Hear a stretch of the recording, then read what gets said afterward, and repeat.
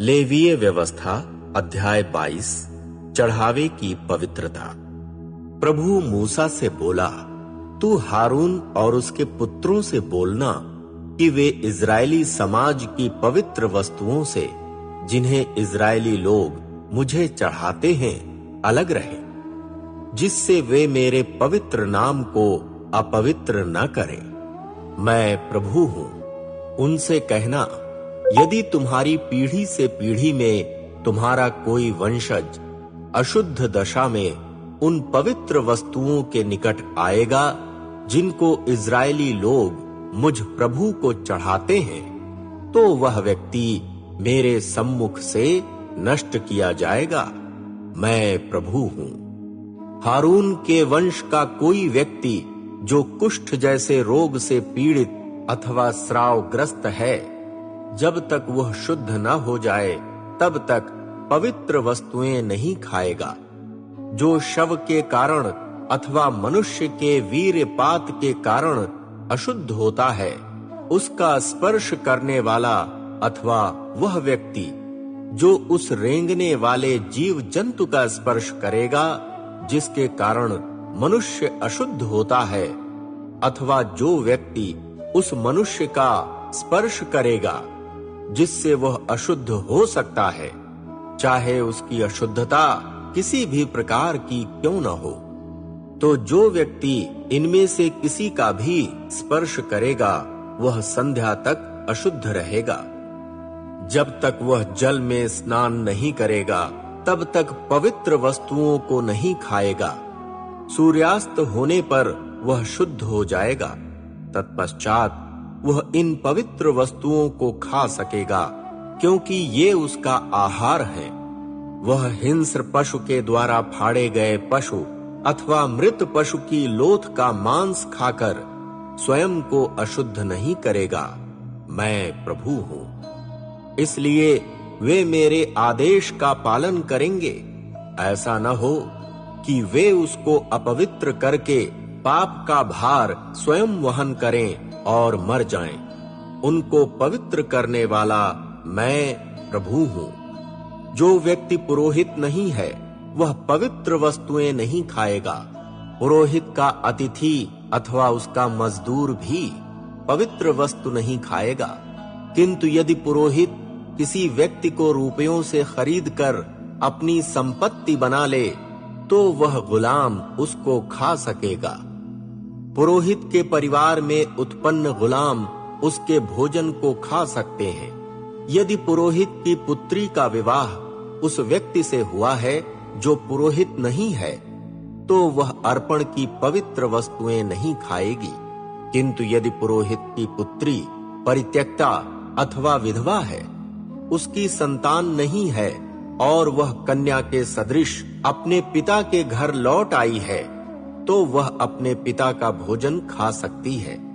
कोई अपुरोहित उसको नहीं खाएगा। यदि कोई व्यक्ति अनजाने पवित्र वस्तु खा ले, तो वह उसके मूल्य का 5वां भाग उसमें जोड़ेगा और पुरोहित को पवित्र वस्तु देगा। जो पवित्र वस्तुएं इजरायली लोग प्रभु को अर्पित करते हैं, उन्हें पुरोहित अपवित्र न करे, और वे उन पवित्र वस्तुओं को खाकर उन लोगों को भी अधर्म का भार वहन करने वाले और दोषी न बनाएं, क्योंकि उनको पवित्र करने वाला मैं प्रभु हूं। प्रभु मूसा से बोला, हारून उसके पुत्रों एवं समस्त इजरायली समाज से बोलना, तू उनसे यह कहना, जब इजराइल के वंशज अथवा उनके मध्य में निवास करने वाले प्रवासी अपनी मन्नत हेतु अथवा प्रभु को अग्नि बलि के रूप में स्वेच्छा बलि के हेतु चढ़ावा चढ़ाएंगे, तो इसको ग्राह्य बनाने के लिए तुम निष्कलंक बछड़ा, मेढ़ा अथवा बकरा चढ़ाना। जिन पशुओं में शारीरिक दोष होगा उनको मत चढ़ाना, क्योंकि उन्हें ग्रहण नहीं किया जाएगा। जब कोई व्यक्ति मन्नत में अथवा स्वेच्छा बलि के हेतु गाय बैल या भेड़ बकरियों में से सहभागिता बलि का पशु प्रभु को चढ़ाएगा, तब ग्राह्य बनने के लिए पशु निष्कलंक होना चाहिए। उसके शरीर पर कोई दोष नहीं होना चाहिए। अंधा, विकलांग, विकृत अंग वाला, फोड़ा, फुंसी, खाज, खुजली वाला पशु प्रभु को मत चढ़ाना। इनको प्रभु के लिए वेदी पर अग्नि में अर्पित नहीं करना। जिस बैल अथवा मेमने का कोई अंग बड़ा या छोटा है, उसको स्वेच्छा बलि के रूप में चढ़ा सकते हो, परंतु मन्नत में उसको ग्रहण नहीं किया जाएगा। कुचले, दबे, टूटे अथवा कटे अंडकोश वाला पशु प्रभु को मत चढ़ाना और न अपने देश में ही उसको बलि करना। विदेशी व्यक्ति से प्राप्त ऐसे पशु अपने परमेश्वर के आहार के रूप में मत चढ़ाना। उनके शरीर पर दोष है, वे विकृत हैं, इसलिए ग्रहण नहीं किए जाएंगे। प्रभु मूसा से बोला, जब बछड़ा, मेमना अथवा बकरी का बच्चा उत्पन्न होगा, तब वह 7 दिन तक अपनी मां के साथ रहेगा। उसके पश्चात 8वें दिन से वह प्रभु को अग्नि में अर्पित चढ़ावे के रूप में ग्राह्य होगा। तुम गाय अथवा भेड़ को उसके बच्चे के साथ एक ही दिन वध मत करना। जब तुम स्तुति बलि में प्रभु के लिए पशु वध करोगे, तब उसको इस प्रकार वध करना कि तुम ग्राह्य हो सको। बलि पशु का मांस उसी दिन खाया जाएगा। तुम उसमें से कुछ भी सवेरे तक नहीं छोड़ना। मैं प्रभु हूं।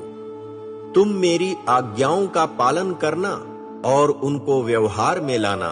मैं प्रभु हूं। तुम मेरे पवित्र नाम को अपवित्र मत करना, क्योंकि मैं इजरायली समाज के मध्य में पवित्र माना जाऊंगा। तुम्हें पवित्र करने वाला मैं प्रभु हूं। तुम्हारा परमेश्वर होने के लिए मैंने तुम्हें मिस्र देश से बाहर निकाला है। मैं प्रभु हूं।